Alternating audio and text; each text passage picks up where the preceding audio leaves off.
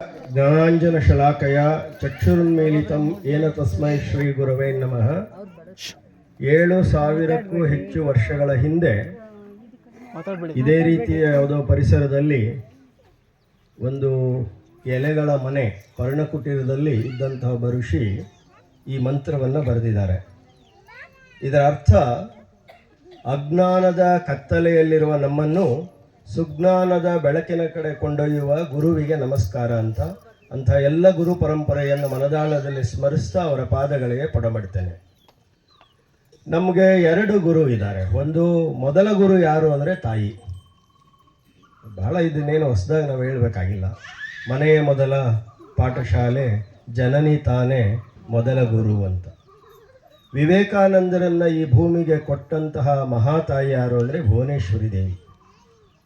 ಅಂದರೆ ಯಾವ ತಾಯಿ ಲೋಕ ಕಲ್ಯಾಣ ಮಾಡುವಂತಹ ಮಗುವಿಗೆ ಜನ್ಮ ಕೊಡಬೇಕು ಅಂತ ಕನವರಿಸ್ತಾಳೋ, ಪ್ರಾರ್ಥಿಸ್ತಾಳೋ, ಸಂಕಲ್ಪ ಮಾಡ್ತಾಳೋ, ಬಹುಶಃ ಅಂಥವರಿಗೆ ಆ ತಾಯಿ ನರೇಂದ್ರನನ್ನು ಕೊಡ್ತಾಳೆ. ಅಂತಹ ನರೇಂದ್ರ ಇವತ್ತು ನಮ್ಮ ನಡುವೆ ಇರುವಂಥ ನರೇಂದ್ರ ಗುರೂಜಿ ಅಂತಲೂ ನಾನು ಭಾವಿಸ್ತೇನೆ.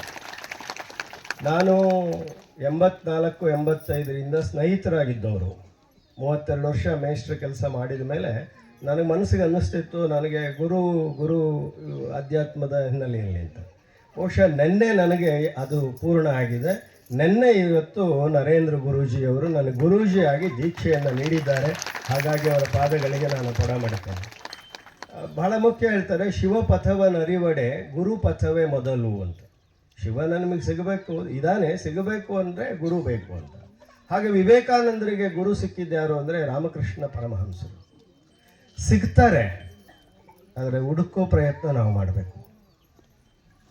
ಆದರೆ ಹುಡುಕ್ತಿರ್ತೀವಿ, ಸಿಕ್ಕಿಲ್ಲ ಅಂತ ಒದ್ದಾಡ್ತಿರ್ತೀವಿ. ಎಷ್ಟೋ ಸಾರಿ ನಮ್ಮ ಜೊತೆಗೆ ನಮ್ಮ ಕಣ್ಮುಂದೆ ಇರ್ತಾರೆ.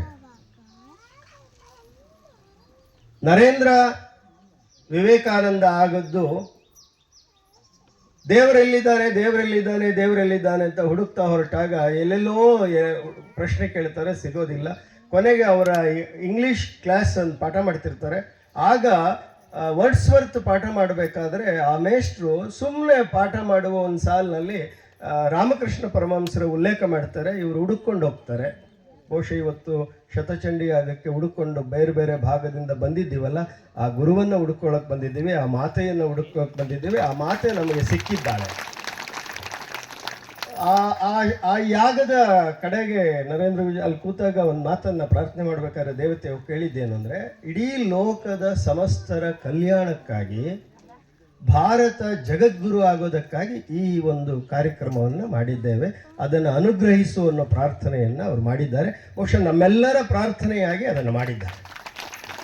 ಆದರೆ 2-3 ದಿನ ಇಲ್ಲಿ ನಡೆದಿರೋದು ನನ್ನ ಹೆಂಡತಿ ಮಕ್ಕಳು ಮನೆಯ ಕಲ್ಯಾಣಕ್ಕೆ ಮಾತ್ರ ಅಲ್ಲ.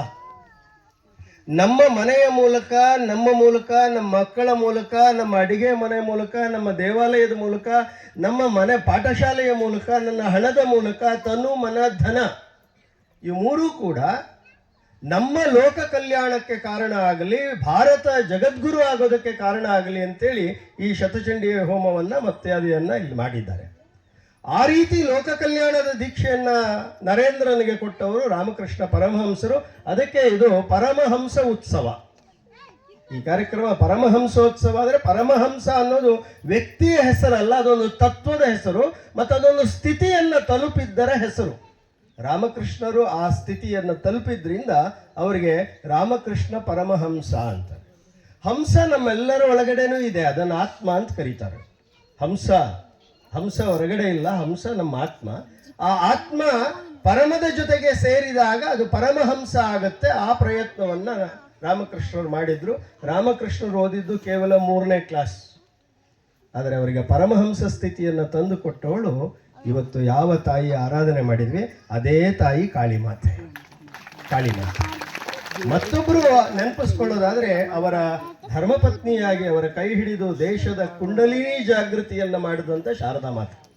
ಅಂತ ಶಾರದಾ ಮಾತೆಯ ಪ್ರತಿನಿಧಿ ಮಾತಾಜಿಯವರಿದ್ದಾರೆ. ಅವರ ಅಡಿದಾವರೆಗಳಿಗೆ ನಾನು ಪಡಮಾಡ್ತೀನಿ. ಇಲ್ಲಿ ಕುಳಿತಿರೋ ಎಲ್ಲ ಮಾತೆಯರಿಗೆ ಪಾದಗಳಿಗೆ ನನ್ನ ನಮಸ್ಕಾರಗಳನ್ನು ಅರ್ಪಿಸ್ತೇನೆ.